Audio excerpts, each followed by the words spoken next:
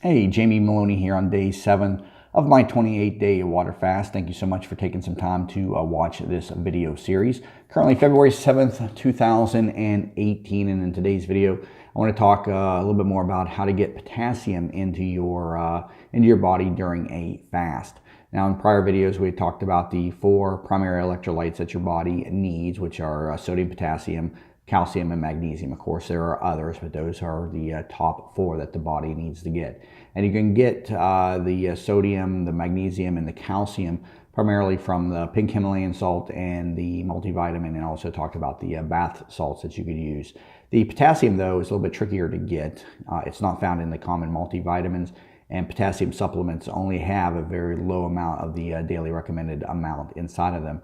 And so I was doing a little bit of research on that yesterday, and I noticed a good alternative here is fresh squeezed lime juice in your water. Lime juice is rich in potassium, and it's not a whole lot of calories. I just use a quarter slice, squeeze a little bit of that into my water. You can also do tea with it as well. Coffee and tea, again, being allowed on a fast, given that you don't add cream and sugar to them. Again, the whole point of a fast is to not spike insulin, and coffee and teas are only 1 to 2 calories per 8-ounce cup, and these fresh squeezed lime is probably only going to be a handful of calories, if that. Per the FDA guidelines, fresh squeezed lime juice about 11 calories, I think it was per cup or something, maybe a little bit more. But anyways, just using a quarter of that, so I'm guessing I may have 5 or 6 calories added from the fresh squeezed lime juice. So nothing that's really going to spike the insulin in my body. And so again, I'm more concerned with just feeling good versus just doing a complete absolute water fast, which is essentially what I'm doing. But a little bit of safety in the fast definitely is warranted. I definitely would recommend that for your fast. So again, take your multivitamin, take your pink Himalayan salt in your drinks, a little bit of lime juice in your water or tea, and then use the bath salts for magnesium. And so far, I feel great. I haven't had one problem on this fast other than boredom. I mean, it's nice to go out and socialize with friends, so I'm not doing that as much, but I'm going about my normal routine. I have no sluggishness or tiredness. If anything, I'm having a harder time sleeping. I mentioned that in prior videos, that sleeping for me is something I never have a problem with unless I'm fasting, because my body is so full of energy and it's so alert. And again, that's an evolutionary trait that I talked about in prior videos, whereby when the body is in a fasted state, it wants to find food, and so it directs more energy and attention to brain function to make you more alert and able to capture food. And again, so an interesting evolutionary trait that benefits us, but can have some side effects if you like to sleep well. And when you're fasting, I mean, you want to pass time, and so you want to try to sleep more to make the time go by faster. But nonetheless, as far as the physical effects, there's no hunger, there's no ill effects. And so don't be concerned about the safety of the fast, again, as long as you follow some basic supplements. One thing I will note on this fast, when I go through my stats, my blood pressure is remaining high in this fast. I've got today's blood pressure 137/92, so it's pretty much been averaging that. Now, like I said, I had done several other fasts before, and it dropped way low. It got to like 110/70 on average on those fasts, and that was usually by day 5 or 6. So my fast is remaining high, and what I'm thinking may be happening is on the other fasts, I didn't supplement them. I didn't take salt and the different things that I've been mentioning through that, and that causes water retention, which is going to raise blood pressure. And so as I've learned more about fasting and the importance of supplementing electrolytes in the fast, then I'm consuming more of those versus prior fasts. So I think the salts are keeping my blood pressure higher than what it would had I completely eliminated those salts. So it's also going to have a benefit on the refeeding when I begin to eat again, because I'm probably holding some excess water because of the salts in my body versus doing absolutely no salts of any kind in my body. As most people know, Sodium is a primary cause of elevated blood pressure, and so if you need to lower blood pressure, you do that by eliminating sodium, and usually a diuretic pill, which causes the body to drain off excess fluid, taking the pressure off of the veins and the arteries and stuff. So again, very important though that you get your electrolytes. But I feel great. I haven't had any problems going about my daily routine, working as normal.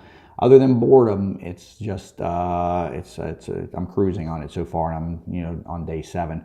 On day 1, I did a body reveal. I'm going to do those on every 8th or every 7th official day. Tomorrow will be day 8, but it'll be the actual finish of 7 days. My 7th day doesn't officially end until 8:30 each night, because my fast began on 8:30 on a Wednesday. And so tomorrow's video on February 8th, and then every Thursday thereafter that, will be a body reveal where I show you more than just what you can see here. I'll take off my shirt and be in a pair of boxer shorts, and you can see front, back, sides, and compare those to how they looked throughout the fast. Now, who should fast and who should not fast?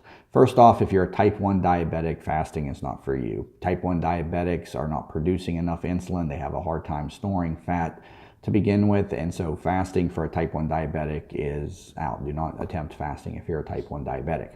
If you're pregnant or planning to become pregnant or breastfeeding, do not fast for obvious reasons. You need to get as much nutrition to your infant as possible, and so fasting is not for you.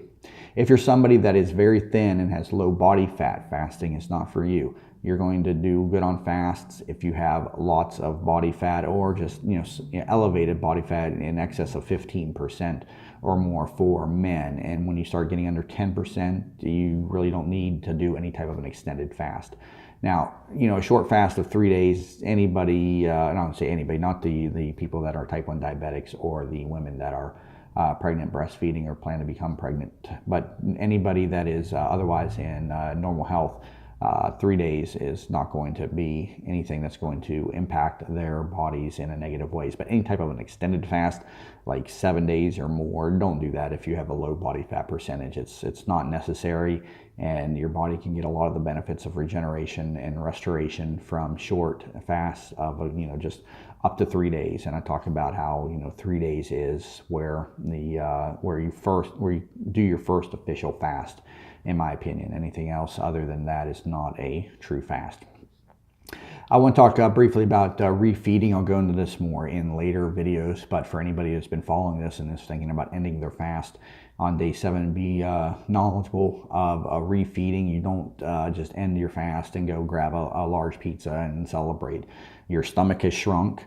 Your body does not have a lot of water in it. You're dehydrated. Even though you're drinking water, your body's dehydrated because it doesn't have the sodium levels that it normally has, and the carbohydrates inside of it to store that excess water. And digestion requires a lot of water. And so what you'll notice if you eat a poor meal right after fasting, you're going to have diarrhea.